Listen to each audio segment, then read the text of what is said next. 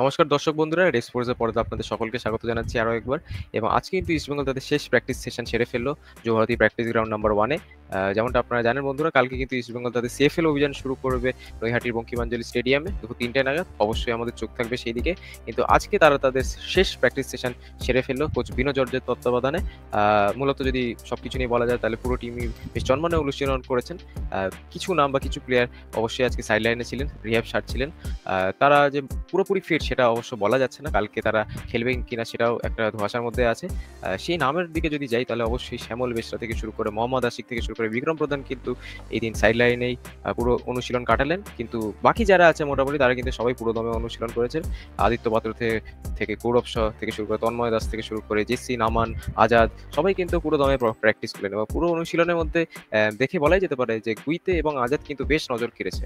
অবশ্যই আমরা কালকে মুখিয়ে থাকবো তাদের খেলা দেখার জন্য। কিন্তু তাছাড়াও আদিল, জোসেফ, চাকুমান্ডিও কিন্তু যথেষ্ট ভালো ছিল। আজকে মোটামুটি ওয়ার্ম আপের পর কিন্তু দুটো টিমে ভাগ করে একটা ইন্টার ম্যাচ খেলিয়েছে কোচ বিনো জর্জ এবং বলা যেতেই পারে যে তারা খুব ভালো শেপে আছে। এবং তারপরে গোল করার প্র্যাকটিস হয়ে গেছে, বেশ কিছু গোল করেন জেসিন টিকের সাথে আমানসিকে। এবং আদিলও কিন্তু সারপ্রাইজিংলি খুব ভালো ওভারল্যাপ করে গোল করছিল, সেটা দেখতে বেশ ভালো লাগছিল। যদি গোলকিপারদের কথা বলি, গৌরব শাহ কিন্তু ট্রিমেন্ডাস ফর্মে আছে এবং আদিত্য পাত্র অ্যাজ ইউজুয়াল এক্সপিরিয়েন্স গোলকিপার, তিনিও যথেষ্ট ভালো ফর্মে আছে। এবার এটাই দেখা যায় কালকে স্টার্ট কে করে ইস্টবেঙ্গলের গোলে। বাকি যদি কিছু কথা বলতে তাহলে অবশ্যই কিছু নতুন নাম ছিল আজকে প্র্যাকটিসে, যদিও তাদের নাম সরকারিভাবে ইস্টবেঙ্গল এখনো ঘোষণা করেনি। তারপরে তাহলেও অবশ্যই বোঝা যাচ্ছে তাদেরকে ট্রায়াল থ্রু হয়তো টিমে নিযুক্ত করা হয়েছে। এবং আজকে কোচ বিনো জর্জ কিন্তু যথেষ্ট ভোকাল ছিলেন প্লেয়ারদেরকে নিয়ে। তিনি প্র্যাকটিসে বারবার করে বলছিলেন প্লেয়ারদের যে ইস্টবেঙ্গলের জন্য খেলতে হবে, ফাইট করতে হবে। এখানে কোনো বাঙালি নয়, কোনো মালায়ালি নয়, কোনো পাহাড়ি নয়, কেউ নয়, সবাই এক, সবাই ইস্টবেঙ্গলের জন্য খেলবে। এবং যে পুরনো অ্যাটাকিং মাইন্ডেড কোচ থাকেন বিনো জর্জ, সেরকমই অ্যাটাকিং মাইন্ডসেট নিয়ে আজকে পুরো প্র্যাকটিস হয়েছে। বলাই যায় যে সেরকম একটা অ্যাটাকিং ফোর্স নিয়ে ইস্টবেঙ্গল নামবে সিএফএল এ।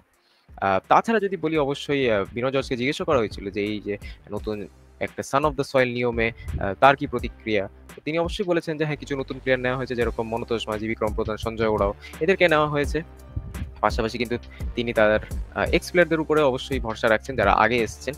জেসিন টেসিন এদের উপরে ভরসা রাখছে, কারণ জানেন যে জেসিন অত্যন্ত ভালো ফর্মে আছে, গোল সহজেই খুঁজে নিচ্ছে এবং এটাই দেখাচ্ছে কিভাবে নজর কাড়েন তিনি। পাশাপাশি তিনি এটাও বলেন যে আমাদের যে মেন মোটিভ সেটা 2 বছর ধরে সেমই রয়ে গেছে, আমাদের কিন্তু এই জুনিয়র টিম থেকে বা রিজার্ভ টিম থেকে প্লেয়ার তুলে সিনিয়র টিমে দিতে হবে। তো সেখান থেকে কিন্তু অবশ্যই অগ্নিপরীক্ষা হবে তন্ময়ের জন্য, অগ্নিপরীক্ষা হবে গৌরবের জন্য, অগ্নিপরীক্ষা অবশ্যই হবে গুইতের জন্য। কিন্তু কারণ এই প্লেয়ারগুলো কিন্তু মোটামুটি 2 বছর ধরে সিএফএল খেলছে এবং এটাই বলা যায় একটা ডু অর ডাই চান্স তাদের কাছে প্রমাণ করে দেওয়ার মতো। ইস্টবেঙ্গলে অবশ্যই সিনিয়র টিমে যদি কথা বলি, অবশ্যই মিডফিল্ডে একটা জ্যাম প্যাকড আর্সেনাল আছে বলা যেতে পারে। অনেক প্লেয়ারের এডিশন হয়েছে, সেই প্লেয়ারদের মধ্যে তন্ময়ের মতো প্লেয়ার কীরকমভাবে তাদের জায়গা খুঁজে নিতে পারবে সেটাই অবশ্যই দেখার বিষয়। তাছাড়াও যদি আমি বলি যে একটা সেকেন্ড গোলকিপার নিয়েও যথেষ্ট ইস্টবেঙ্গলের মধ্যে একটা কনফিউশন আছে। দেবজিৎ মজুমদার অবশ্যই খেলছেন, অনেক ভেটারেন গোলকিপার, কিন্তু গৌরব শাহ কিন্তু অবশ্যই চেষ্টা করবে যে সেই জায়গাটা পেতে। তার পাশাপাশি আমি যদি বলি প্রথম গুইতে যখন 2023-এ এসেছিলেন ইস্টবেঙ্গল, তখন কিন্তু একটা বড় নাম ছিলেন গুইতে, ভালো খেলছিল সিএফএল এ, চোখ ধাঁধানো ফুটবল উপহার দিচ্ছিলেন, ভালো গোল করছিলেন। সেই সিজন আরএফডিএলও তিনি চমৎকার পারফরমেন্স দিয়েছিলেন। পাশাপাশি ইংল্যান্ডে গিয়েও কিন্তু যে নেক্সট জেন কাপ তিনি খেলেছিলেন, সেখানেও তার পারফরমেন্স কিন্তু নজর কেড়েছিল অনেকের। তো সেই গুইতের থেকেও অনেক এক্সপেকটেশন থাকবে। পাশাপাশি আমি যদি বাকিদের নাম বলি, মনতোষ মাঝি বেশ ভালো খেলেছে। সায়ন ব্যানার্জি কিন্তু তার ড্রিবলিং দিয়ে অবশ্যই নজর কেড়েছেন। পাশাপাশি আমি যদি বলি জেসিনের কথা তো বলাই হলো, নাসিব বেশ ভালো খেলছে। পাশাপাশি যদি সাইড ব্যাকসদের কথা বলি, সুমন কিন্তু বেশ ভালো খেলছে। তারপরে সঞ্জীব বেশ ভালো খেলছে, পাথালা সুনীল বেশ ভালো খেলছে। তো মোটামুটি একটা ফিল গুড পরিবেশ আছে এই ইস্টবেঙ্গল টিমের মধ্যে। অবশ্যই তারা ফেভারিটস হয়ে নামবে সিএফএল এ, কারণ আগের বছর আপনারা জানেন যে পয়েন্টের নিরীক্ষে যদি দেখা যায় ইস্টবেঙ্গল অবশ্যই চ্যাম্পিয়ন ছিল, কিন্তু আইএফএ সরকারিভাবে সেটা ঘোষণা করতে পারেনি। কিন্তু এসব চিন্তা ভুলে বিনো জর্জ কিন্তু আবার নতুন করে শুরু করতে চায়। বিনো জর্জ তিনি এটাও মনে করেন যে আমাদের এখনো একটা ম্যাচ বাকি।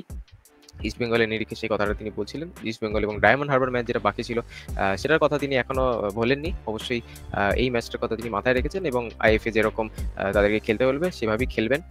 তো মোটামুটি পুরো প্র্যাকটিসের এরকমই একটা পরিবেশ ছিল। কিন্তু প্র্যাকটিসের শেষে একটা খুব ভালো জিনিস দেখা যায় এবং এটা অবশ্যই একটা উল্লেখযোগ্য বিষয় যে প্র্যাকটিস শেষ হওয়ার পর কিন্তু প্রত্যেকটা প্লেয়ারকে গোল করিয়ে বিনয় জর্জ কিন্তু একটা পেপ টক দেন। সেই পেপ টকটা শুনতে কিন্তু বেশ ভালো লেগেছিল। যদিও আমি যখন প্র্যাকটিস গ্রাউন্ডে ছিলাম, আশেপাশে সেরকম কেউ কেউ ছিল না, কিন্তু যতটা শোনা গেছে খুবই ভালো লেগেছে। কারণ তার একটাই মেসেজ যে ইস্ট বেঙ্গল কিন্তু একটা ক্লাব, সেখান থেকে এখানে কোনো কেউ কোনো জাতি এগিয়ে নেই, না বাঙালি নয়, মালায়ালি নয়, পাহাড়ি নয়, অন্য কোনো জায়গা থেকে। এখানে সবাই এই ক্লাবের জন্য খেলে।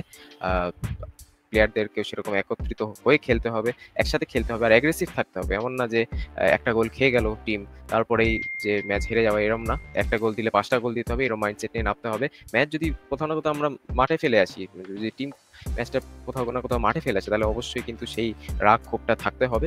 এটাই মূলত বিনো মন্ত্র ছিল বলা যেতেই পারে। যদিও সোশ্যাল মিডিয়াতে অনেক কিছু কথাবার্তা উঠছে এইসব রিজিয়নালিজম নিয়ে, যে কে কোন প্লেয়ারদেরকে টাইম দিচ্ছে না, এই দিচ্ছে না, কিন্তু অবশ্যই ইস্ট বেঙ্গলের পরিবেশ কিন্তু একদমই সেরা নয়। ইস্ট বেঙ্গল যেরকমভাবে বিগত 2 বছরে সিএফএল এ সাকসেস পেয়ে এসছে, সেরকমই এই জিনিসটা কন্টিনিউ করতে চায় কোচ বিনো জর্জ, তার সাথে তার সতীর্থ কোচেসরাও। তো মোটামুটি আজকের প্র্যাকটিস থেকে এটাতেই। ভিজুয়ালসটা আপনারা অবশ্যই দেখে নিয়েছেন স্ক্রিনে। এবং আজকের ভিডিওটা এতটাই। যদি ভিডিওটা ভালো লাগে অবশ্যই লাইক করবেন। যদি চ্যানেলে আপনারা নতুন হন তাহলে অবশ্যই সাবস্ক্রাইব করবেন। আপনাদের সাথে দেখা হবে পরবর্তী ভিডিওতে। ততদিনে ভালো থাকবেন, সুস্থ থাকবেন এবং নমস্কার।